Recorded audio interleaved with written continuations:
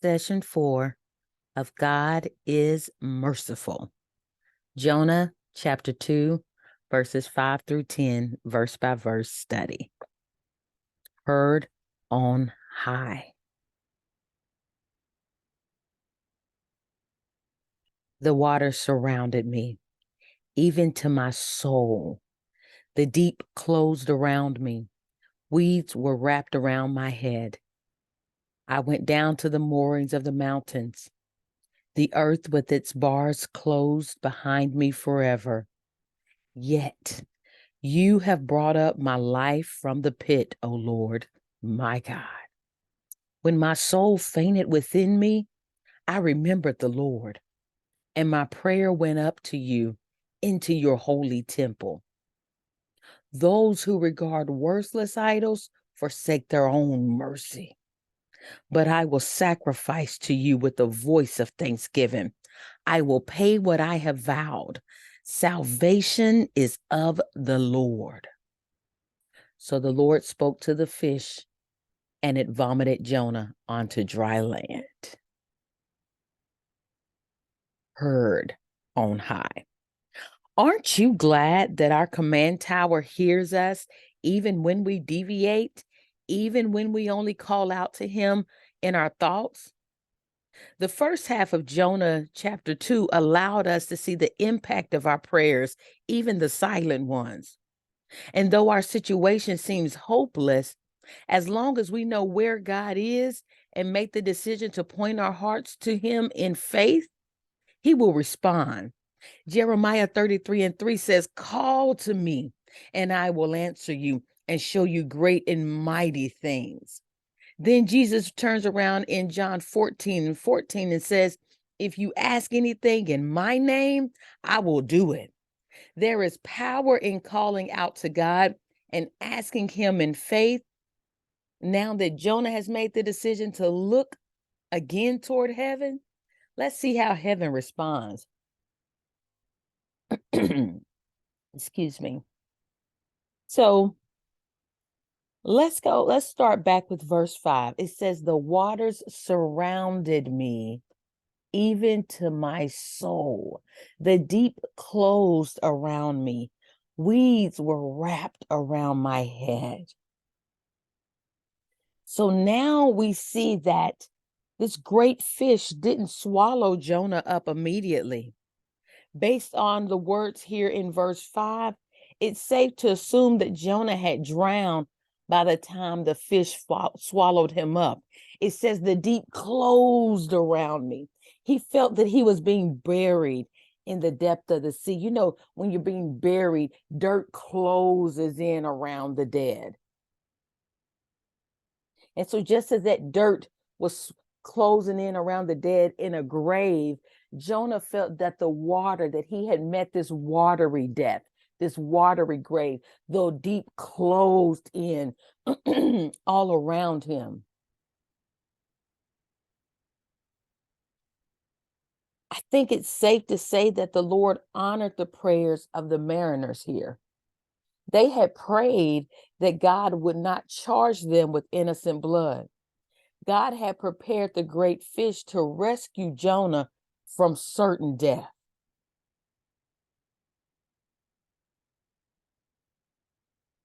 Verse 6, it says, "I went down to the moorings of the mountains. The earth with its bars closed behind me forever. Yet you have brought up my life from the pit, O Lord, my God." Let's go back to that.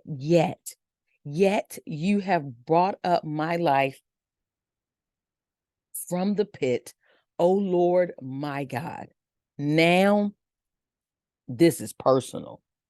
Jonah's story casts light on the truth that it can be hard to sometimes understand God's hand unless we experience it for ourselves. For example, it can be hard to understand God's redemptive power until you found yourself in the space of needing to be redeemed by the Lord. Same with resurrection. One cannot fully grasp resurrection if they've never faced certain death. That is why Jonah's story serves as a foretelling of God's power and ability to bring people back from the dead. And then when you think about the earth with its bars closed behind me forever, think about being put into a prison. Remember, a lot of this chapter points to a trial. We're looking at the people of Nineveh, and their sins have come up before me. Remember that in chapter 1? Their sins have come up before me, like a judge that is getting ready to try them and determine what their punishment is going to be.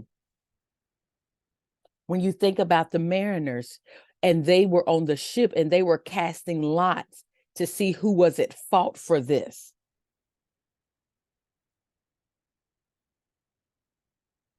If I'm not mistaken, casting lots was a legally binding decision-making process back then. Now we hear Jonah saying, the earth with its bars closed behind me forever, as though he had been put on trial, and judgment, his punishment was this watery prison.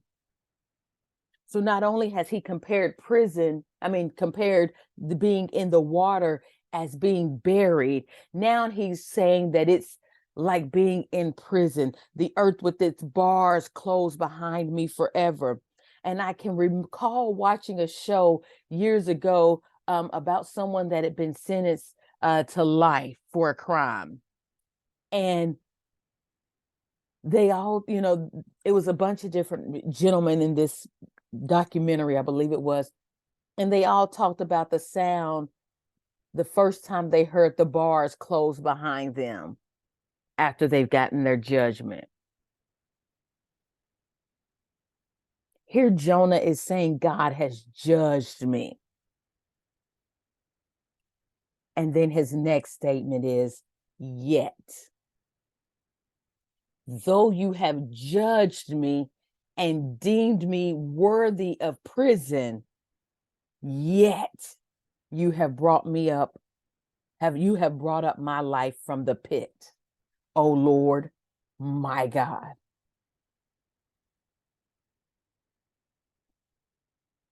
Though I went down to the deepest part, to the moorings of the mountains, yet you have brought me up. I've been as low as I can go. My life has been a prison at this time. I've met the punishment. I see the punishment, yet to be rescued by God, yet. Okay, I got stuck there. Let me keep going. It's so good to me. Verse 7. When my soul fainted within me, I remembered the Lord, and my prayer went up to you into your holy temple. I remembered the Lord. Did Jonah forget about the Lord?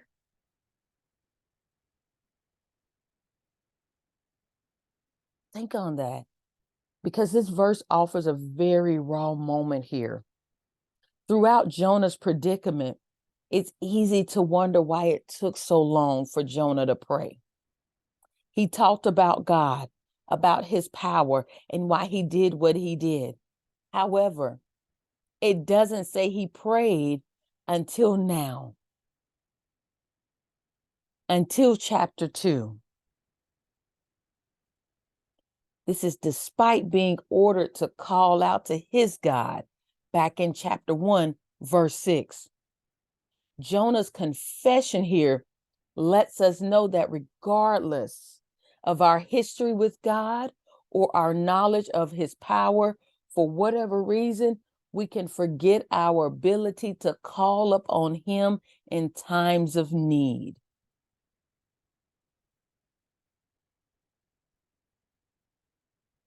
And I know this is totally off key, but go with me here. Reba McEntire has a song. And I remember this song and the name of it escapes me. But in this song, there's the scene of this teenager who's gone out to this party and have the name of the song is called What Do You Say? And the teen goes out to the party, and at this party, the teen ends up drinking, and it's three sheets to the wind, but the teen calls their parent, calls their mom to come pick them up.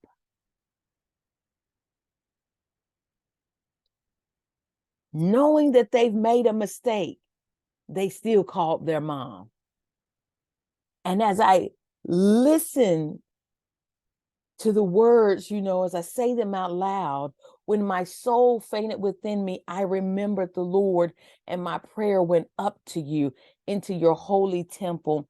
And I think about a young teenager who has made a mistake, and they're finally saying, it's time I come clean and cry out and ask for help from my father, from my mother. That's the image that comes to mind when I think about Jonah and where he is. And he says, I remember the Lord. Let's keep going. Also notice here in verse 7 that it's mentioned that Jonah's prayers went up to God. Up.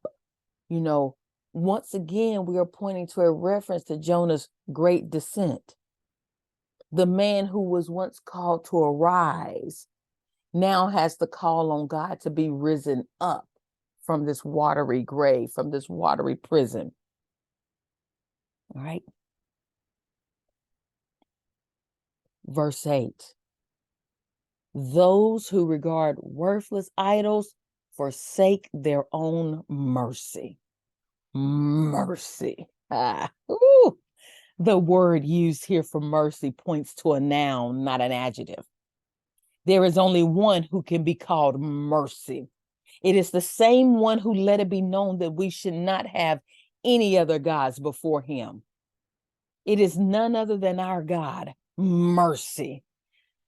Don't let your idols cause you to forsake mercy. For he is the only one capable of rescuing you from certain punishment and even death. But is that what Jonah meant? Those who regard worthless idols forsake their own mercy. Have you ever been in a predicament where you can see the error of everybody else but yourself?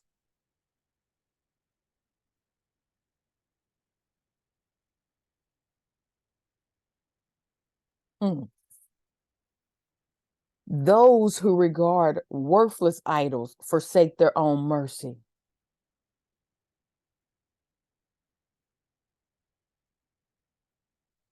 If Jonah really was being raw and real in this moment,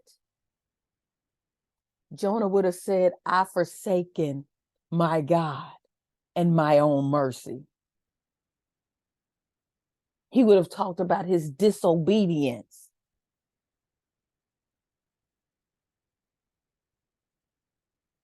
Be careful not to elevate yourself or to separate your sin out as though it's greater, or not as though it's greater, but as though it is lesser than the sins of another. Just because someone sins differently than you does not give you space to judge them. All have sinned. But Jonah is focused in on those who regard their worthless idols, forsake their own mercy. Okay. I'll step off my soapbox for a second with that one. Jonah, chapter 9, but I will sacrifice to you with a voice of thanksgiving. I will pay what I have vowed. Salvation is of the Lord's. Ooh. Jonah didn't want to leave his fate to chance. He declares that he will sacrifice to the Lord. With his voice, he would declare God's goodness and make good on what he said he would do. He ends by saying, salvation is of the Lord. Ooh, so much can be said there. Salvation is of the Lord.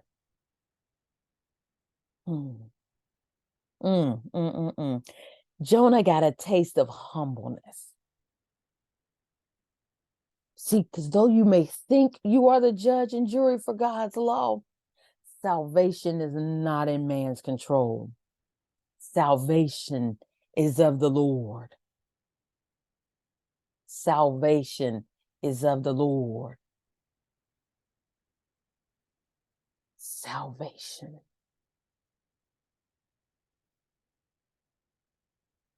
Verse 10.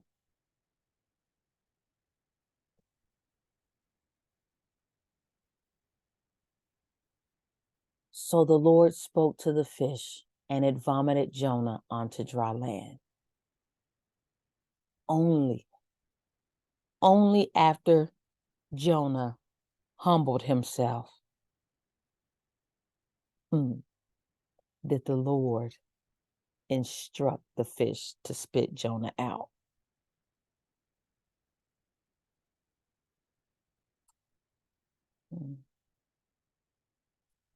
And I'm sorry, guys, I got to go back to verse 9. There's something I can't gloss over. This salvation is of the Lord. It's gotten good to me.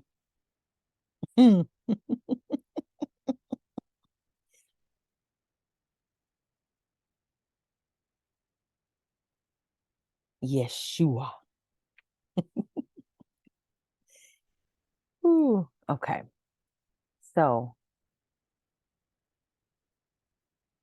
when we call on Jesus's name, we are literally calling Yeshua. Yeshua. Salvation is of the Lord.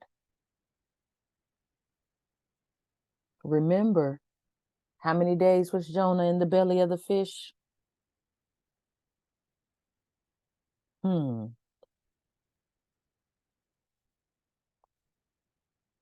When did the fish spit him out? That was a sign of God's resurrection power. That was a sign that God is able to deliver you. That the Lord is victorious over that situation.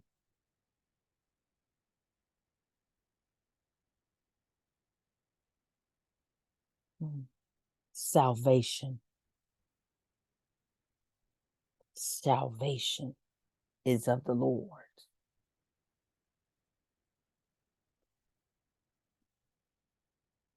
Think about that. All right. God is merciful. Ooh. We are now at the end of chapter 2, and boy, was it eventful. Jonah found himself even lower than he had previously thought he could go.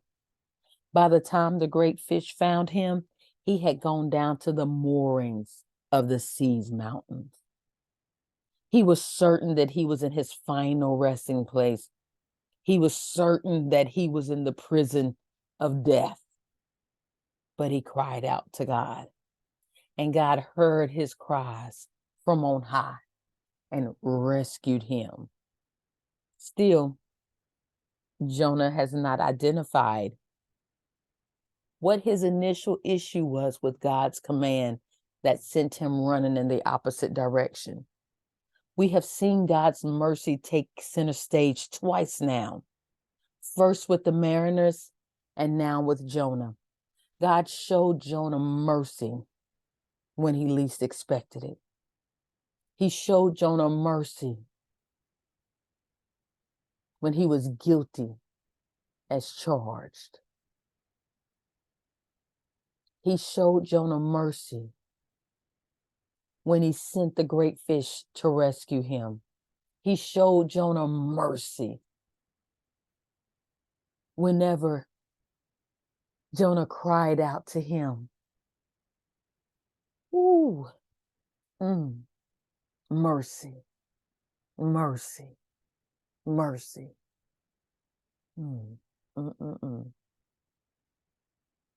Chapter 3 will take our quest for mercy to another level.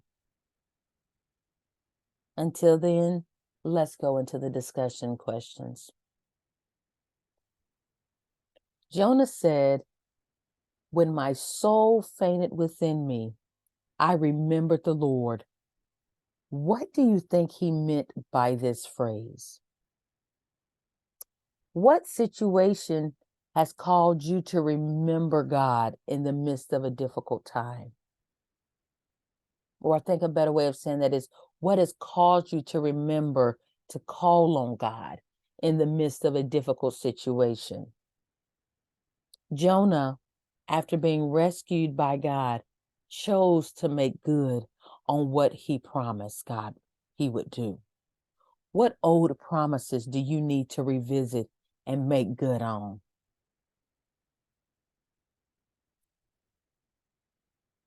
As I think about that question, I know I've got quite a few myself. How about you? See you back here for the next session of God is Merciful.